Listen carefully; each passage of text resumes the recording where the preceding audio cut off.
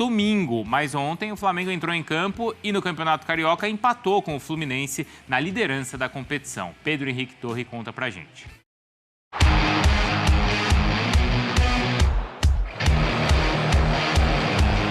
Valeu, pessoal, aqui no Maracanã, um passeio do Flamengo, agora já classificado para as semifinais do Campeonato Carioca. 4-0 sobre o Boa Vista e retomada de liderança da Taça Guanabara. Mais de 35 mil pessoas no Maracanã e construída com facilidade. Até logo no início da partida, o Luiz Araújo abriu o placar, um belo chute ali dentro da área. Depois, cruzamento de Cebolinha, o Pedro fez o seu 8º gol em 8 jogos na temporada. Parecia que seria uma goleada avassaladora já no primeiro tempo, mas o Flamengo perdeu várias oportunidades. Além disso, o Pedro perdeu uma penalidade, teve a chance de fazer o seu 2º gol no jogo, perdeu. Logo depois foi substituído e vaiado por parte da torcida no Maracanã. O Gabigol entrou e foi muito aplaudido. Depois do jogo, ouvimos os personagens aqui no Maracanã, como o Pedro, que falou sobre essa questão de receber vaias da torcida do Flamengo. Como sempre, né? A pressão no Flamengo, como eu falei, sempre existiu. Não só no Flamengo, mas na minha carreira eu sempre tive pressão, né? Desde quando eu tentei ser jogador. Mas isso não me abala, pelo contrário, me dá mais força ainda para querer dar o meu melhor a cada jogo, como eu sempre faço. O Flamengo teve alguns problemas médicos. O Gerson, com a questão renal, ficou fora, internado, teve alta, mas vai ficar uns dias em casa. Pode até passar por uma cirurgia e perder mais alguns jogos. O Pulgar com febre e dores no corpo. E o Alan também tem dengue. Então tá fora aí por algum tempo o Flamengo com esses problemas. Para domingo tem Fla-Flu, jogo importante contra o 2º colocado da Taça Guanabara.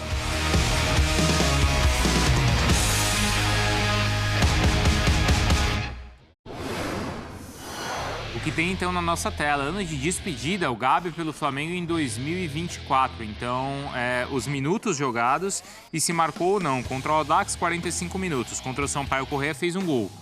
Contra o Vasco, não marcou, perdeu um pênalti, no final do jogo. Contra o Botafogo, só 9 minutos, não marcou. Contra o Volta Redonda, 77 minutos, sim, marcou. E aí contra o Bangu e contra o Boa Vista. Então, só em 2 jogos ele foi titular.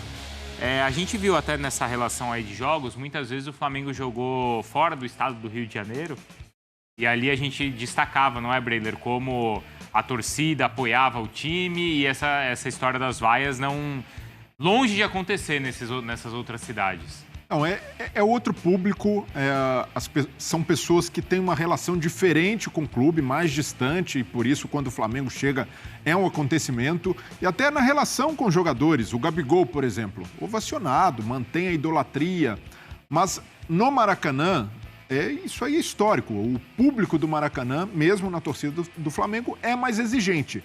Mas isso também não deveria autorizar esse tipo de comportamento, que é um comportamento que acaba criando uma crise onde não deveria existir. E no caso do Gabigol, ele perdeu o status de sumidade no Flamengo. Sumidade que eu digo, idolatria inabalada, o torcedor ainda tem muito carinho por ele, tanto que pede, tanto que aplaude, mas internamente o Gabigol não é mais intocável. E para o Pedro é uma situação muito favorável, porque antes o Pedro, quando entrava nos jogos, entrava bem, marcava, já tinha certeza de que dificilmente teria sequência. Hoje não, ele encontrou um técnico que o valoriza muito, que as características do Pedro são mais apreciadas que as do Gabigol. E tá tudo certo nisso aí. É a característica do técnico, a exigência, o Gabigol com a necessidade de se provar. Então, para o lado do Pedro, ótimo, que começa com confiança, começa marcando gol, mas não merece também ser vaiado pelo fato da torcida cultivar esse carinho pelo Gabigol. Então, ele não deve pagar por isso. O torcedor precisa entender que esse é o cenário ideal. Ter uma disputa aberta, justa, leal por posição e não com picuinha se o Pedro deve entrar ou o Gabigol precisa entrar e bater pênalti. O Flamengo não ganha nada com isso. E essa acho que passa a ser uma dor de cabeça ou uma escolha não só do Tite, mas até também do novo técnico da seleção brasileira. Porque na semana que vem o Dorival faz uma convocação e ele tem a chance de convocar 2 jogadores que brilharam juntos com ele. como treinador do Flamengo. Ele trabalhou com os dois e os dois trabalharam muito bem com ele, né? Recíproca. E o Dorival sinalizou que deve chamar mais jogadores que atuam no futebol brasileiro, né? É verdade, Bruno. Eu confesso que não tinha pensado sobre isso. Eu acho que ele deve estar observando tudo isso. Hoje não é um problema dele ainda. Hoje é mais um problema do Tite, que é mestre em resolver problemas. Esses cabelos brancos que a gente está vendo ali do Tite, ele já resolveu muito problema. E eu não acho que esse é um problema interno agora. Acho que esse é um problema que o torcedor, às vezes, na ânsia de... Assim, e também de colocar o Gabigol como o seu grande ídolo, pode criar um problema. Mas acho que hoje ainda não é. Pro Tite, pro Gabigol, pro Pedro. Até porque não é um sentimento generalizado. Não. Parte da torcida que vaiou, alguns até aplaudiram também o Pedro. É do jogo existir esse tipo de cisão. Mas não... 8-8, mas aí o Pedro tem mais minutagem, óbvio. Gols, 2 do Gabigol, 8 do Pedro. Minutos para marcar, 183. O Gabigol, 65, o Pedro. Há uma divisão, claro, da torcida do Flamengo. Né? Porque o Gabigol é ídolo, porque o Pedro vem fazendo mais gol. O Pedro é a opção do Tite. É a opção do Tite. O Tite já deixou claro, foi até o Pedro que ele levou para a Copa do Mundo. Sim. Foi o Pedro que ele levou para a Copa, não foi o Gabigol. Agora, o Vampeta sempre diz, uma hora vai dar ruim. Uma hora o Gabigol não vai ficar aceitando, uma hora o Gabigol vai polemizar. Agora, também o Tite não tem nada a ver com isso e o Tite já deixou clara a posição dele. Eu repito, entendo o que o Mauro falou, a fase do Pedro é melhor, mas eu daria uma sequência pro Gabigol. Pra ver. Porque eu acho o Gabigol no auge melhor que o Pedro no auge. É a minha opinião. Eu acho o Gabigol num auge melhor do que o Pedro num auge. Inclusive para esse time do Flamengo, a forma como o time joga, o Gabigol tem mais velocidade, sai da área, busca mais o jogo. Agora, a fase do Pedro é melhor, inquestionavelmente. Apesar de eu também não achar fantástica, não. Porque ele tá fazendo muito gol aí no Carioca, mas no Brasileirão do ano passado também perdeu gol adoidado. Não tava numa fase boa, o Pedro, mas uma fase melhor que a do Gabigol. Agora, é uma dor de cabeça pro Tite ou não? Ou é o torcedor que vai ficar se estressando, o Tite tá pouco ligando pra isso, é o Pedro e acabou? Mas que bacana, eu acabo de descobrir que você é um nostálgico, né? Claro. Do passado e tal, né? Mas não só passado. No passado era tudo bacana, rosa, o cara era bom de bola, o cara era artilheiro, fazia gol e tal. Não, ele é artilheiro. Artilheiro ele é. Ele foi artilheiro no Santos, ele foi artilheiro no Flamengo, artilheiro ele é. Ele tá numa fase ruim que eu concordo. Um ano péssimo. O ano dele passado foi péssimo. Caramba. Desafiou a torcida, deu risadinha, saía de campo vaiado, dava risadinha. E eu era o primeiro a criticar.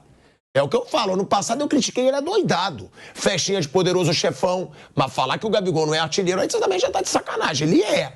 Ele tá numa fase ruim. Não, ele não foi. Se o cara tem... ele tá com 27 anos. Ele joga no Santos desde os 17. Se ele tem 10 anos de carreira, ele foi artilheiro em 8. Não foi em 2. Você quer dizer que ele é um ex-artilheiro? Não. Ele é um artilheiro. Ele não foi artilheiro desses 10 anos de forma ininterrupta, porque quando jogou na Europa... Então, eu tirei o da Europa. Um ano. Lá na Inter de Milão e no Benfica. Sim, e tirei o ano passado, só. Porque no Santos ele foi artilheiro todos os anos e no Flamengo até aqui ele tinha sido até 2023. O artilheiro do Santos era o Ricardo Oliveira. Gabigol, vamos pegar os números do Gabigol. O Gabigol foi artilheiro do Brasileiro pelo Santos. Sim. Foi artilheiro de 2 brasileiros pelo Flamengo. Foi artilheiro de Libertadores pelo Flamengo. Como é que esse cara não é artilheiro, pô? Ele é artilheiro. Não foi. Ele tem 27 anos. Tudo bem, mas só que já faz mais de um ano que ele não consegue voltar a ser. Foi um ano que ele teve ruim. E o outro ano na Europa. É isso. 2 anos de Europa. 2 anos, mais um ano falei. Aqui e tal, já são 3 anos. Mas assim, o passado recente, quer dizer, qual o argumento para fazer do Gabigol titular do time do Flamengo que está ganhando, é líder do campeonato hoje? Nenhum. Nostalgia, porque no passado ele foi artilheiro. Tá bom. Mas aí tá o negócio. Então, ele que reconquiste em campo, quando entra e tal, esse status. Porque até agora não faz o menor sentido você barrar um cara que está fazendo, em média, 1 gol por jogo. O artilheiro do time no campeonato, o artilheiro do time na temporada. Já foi na temporada anterior falar, olha, escuta, em nome da nostalgia, do passado e do status que o seu concorrente tem, acumulou, com toda a justiça e tal. Então agora você vai ficar uma temporada no banco porque ele vai ter que jogar. Não é assim, futebol não é assim, não pode ser assim. Até porque a gente está falando de um jogador de Copa do Mundo, de um cara que foi, sim, como até o Mauro citou aí, de 22 para cá, o artilheiro do futebol brasileiro. Aí você vai chegar para esse cara que faz 70 gols em um ano e pouquinho e fala: meu filho, olha, pô, bacana o teu desempenho, tá? Um gol a cada 113 minutos, ou seja, quase um gol por jogo, né, nesse tempo todo, mas por conta enfim, da nostalgia, da força do passado e tal, você vai ficar sentado um pouquinho no banco, até porque o outro também tem uma possível renovação de contrato no horizonte. Então você tem que pensar nisso também, você tem que ser solidário ao seu colega e tal. Tite, você que é um técnico que trabalhou em 2 Copas do Mundo, que foi campeão do mundo pelo Corinthians, Libertadores e tal, você sabe que isso pode te dar muita dor de cabeça e pode comprometer o teu trabalho. Você não vai saber lidar com isso, então põe ele para jogar um pouquinho. Olha, é o seguinte, essa turma que está enchendo o saco com isso é a versão rubro-negra da turma da tinta lá do Palmeiras. Qualquer coisa eles vão lá pichar, né? Elas sacanearam o Everton. Não, é diferente, porque a do Palmeiras era meio que político. Não, mas e o Everton? Eu acho que é político, é idolatria de um lado e o outro. E o Everton no final de semana que foram encher o saco dele porque ele falhou no gol? Ué, quantas vezes o Everton salvou o time? Então, falhou no gol num clássico que, puxa vida, era um clássico que valia final de campeonato. Quer dizer, encheção de saco, né? Então, sabe, o técnico tem obrigação, e o Tite é um técnico grande o suficiente para não se sensibilizar com esse tipo de apelo vazio. Tem que jogar quem está melhor, fim de papo. Aliás, ele é muito bem pago, e tenho certeza disso, para escalar o melhor Flamengo possível. E outra coisa, o Flamengo do Tite tem um negócio que nenhum Flamengo fez nos últimos anos. O Flamengo tem 9 jogos no Campeonato Carioca e só tomou um gol. O que... eu diria com o time dos garotos. Um gol com o time dos garotos. O time titular não levou gol. Então, exatamente. Não tomou gol nenhum. Nenhum. O que é, em se tratando de Flamengo desses últimos anos, uma novidade. E aí é um ponto positivo para o trabalho dele. Você quer falar alguma coisa? Que você tirou o óculos? Quando você tira o óculos, eu sei que você quer falar. Não, já falei o bastante já. Eu estou ainda, não surpreso, mas ainda achando impressionante como você defende umas teses. Não, mas é porque o Pipero falou, ex-artilheiro. Ele falou, coloca o cara para jogar artilheiro. Porque tem um contrato. Tem um contrato, problema dele, pô. Então ele que joga. Não, mas é que eu acho que o Gabigol... eu, como eu falei do Everton Ribeiro, eu vou falar do Gabigol. Eu acharia péssimo pro Flamengo perder o Gabigol. E se continuar assim, vai perder. Agora, eu sei que você vai falar, não é refém de jogador. Não, mas eu não acharia bom perder o Gabigol. Quando eu tiver em véspera de renovação de contrato, eu vou pedir para ser escalado em todos os programas seus. Então vou... Mas não gente. Não é. É porque o Gabigol, eu acho que ele ainda tem bola. Eu acho que ele ainda tem bola. E eu acho dificílimo você achar um substituto pro Gabigol como eu achava pro Everton Ribeiro.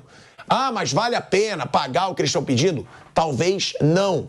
O que eu digo eu não acho que o Gabigol já é um cara que não pode render no Flamengo. É isso que eu digo. Então por que ele não rende? Mauro, esse ano ele só vem entrando no segundo tempo do meio pro fim. Por que não rende? Pega o jogo ganho.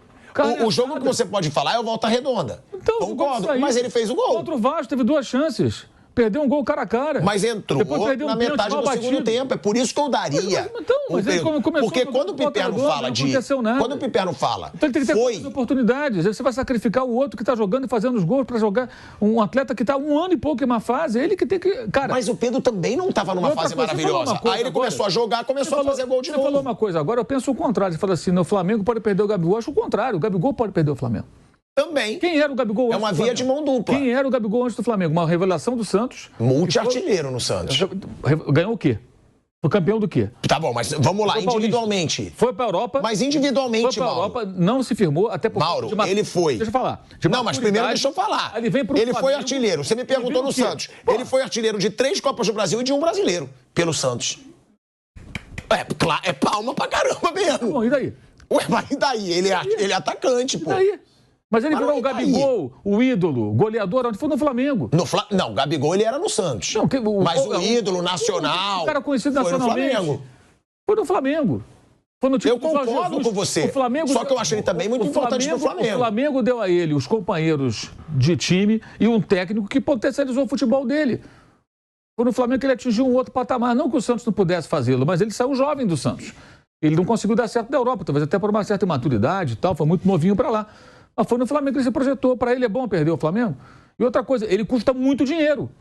É por isso que eu gente- colocaria. Eu não renovaria com ele hoje para ganhar 2 milhões não pode por mais 4 ignorar anos. isso. Assim, você fala, mas o jogador carrega o peso. Não, claro. O cara custa muito dinheiro, ele carrega o peso, lógico.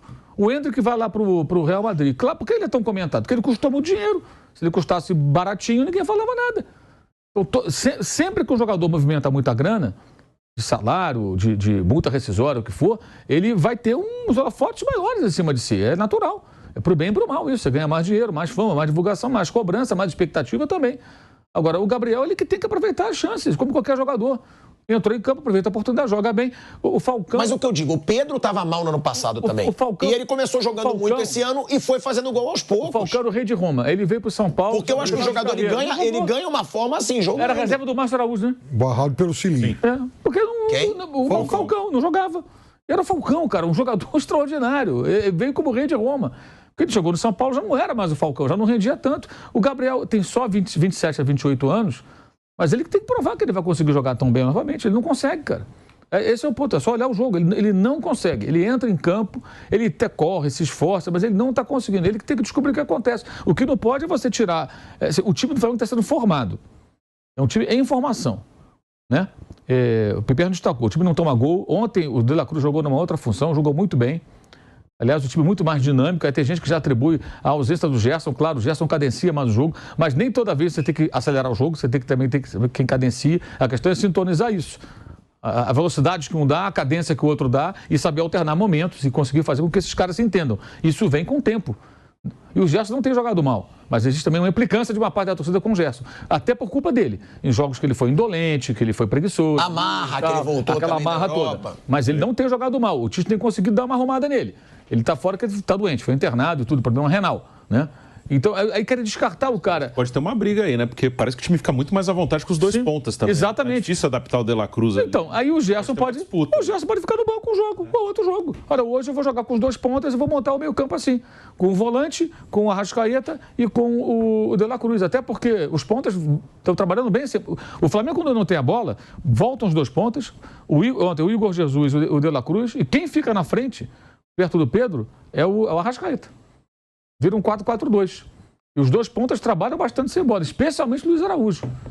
Ele volta, faz cobertura. O Luiz Araújo é uma grata surpresa nessa temporada. Ele né? trabalha muito sem bola. Então, assim, como o Bruno falou, o time fica mais veloz. Aí vai depender, o Tite passa a ter opções. Não é nada demais um jogo ele falar, Gerson, hoje você vai ficar no banco. Porque eu quero jogar dessa maneira. Contra esse adversário, vai jogar assim. E no outro jogo ele volta e joga. Qual é a sua formação ideal? Eu gosto dessa com dois pontos, mas eu acho que o Gerson não pode ser descartado como parte da torcida quer descartar o cara. Eu acho que não é assim. Eu acho que o ideal é você adequar a cada jogo. Eu penso que cada jogo, cada adversário, se é em casa, se é fora, se é mata-mata, se é campeonato brasileiro, pontos corridos. Mas a melhor você acha desse último jogo? Eu gosto dessa ideia com os dois pontas. Eu gosto, mas eu acho que você tem que ser refém disso. Mas pode jogar de outras maneiras também. E eu acho que o ideal é que o técnico construa uma equipe que joga de diferentes formas. Até porque ele tem muito material humano para isso, gente. Não pode ser de uma maneira só. Só joga assim, só joga assim. Aliás, o Tite, ele é um pouco refém dessas coisas, né? Na seleção ele foi refém. É uma forma que tem que se encaixar ali. Acho que ele tem que ter diversidade de jogo. Porque ele tem gente para isso. Acho que até seria uma evolução dele como técnico conseguir fazer um trabalho nessa direção. Não gosto muito de falar assim do preferido, porque depende do momento. E ontem funcionou bem, sem o Gerson. Como contra o Grêmio no ano passado, um dos melhores jogos com o São Paulo, lá em Porto Alegre, o Gerson jogou. Mas não significa que o Gerson seja descartável, que não jogue nada. O problema do Gerson é muito comportamento em campo. Ele participando, roubando bola e tal, como tem feito, ele é um jogador muito interessante, muito bom, mas nem sempre ele tem essa conduta. Cabe ao técnico cobrar. Agora, eu acho que o Gerson estava se recuperando, acho que o Varela ontem cumpriu bem o seu papel, eu acho que o Cebolinha se recuperou, né? Hoje é titular, está jogando melhor que o Bruno Henrique. Ontem jogou bem. Então, cabe ao Gabigol fazer a mesma coisa, Thiago. É isso, é só isso. Saudações rubro-negras, sejam todos bem-vindos e bem-vindas ao nosso canal Mengão News Oficial. Você que ainda não é inscrito, tem um botãozinho vermelho com o nome inscreva-se. É importante que você se inscreva no canal, deixe o seu like, ative o sininho de notificações para você poder estar recebendo nossos vídeos diariamente, beleza, rapaziada? Comente aí, rapaziada, o que você achou aí, né, da fala do Pilhado e também do Mauro César, né, o que você também achou aí do programa da ESPN, né, o Flamengo que vai se preparar para receber a equipe do Fluminense no próximo jogo. Confronto aí do primeiro e segundo colocado. Rapaziada, aproveitando, comente também o que você achou da atuação do Flamengo, né, no jogo contra a equipe do Boa Vista aí.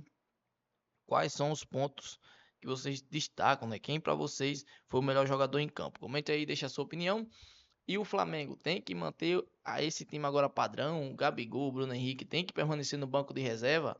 É uma pergunta aí que não quer calar, né? Muitos comentaristas ainda não engoliu essa formação do Tite com Bruno Henrique e Gabigol no banco de reserva, né? E se vocês tivessem esse poder do Tite, né, de comandar o Flamengo, vocês iniciaria com quem? Quem seria o ataque de vocês? Comente aí pra gente poder discutir aqui nos comentários. E se você não é inscrito, tem um botão vermelho com o nome inscreva-se. É importante aí, pessoal, que vocês se inscrevam no canal.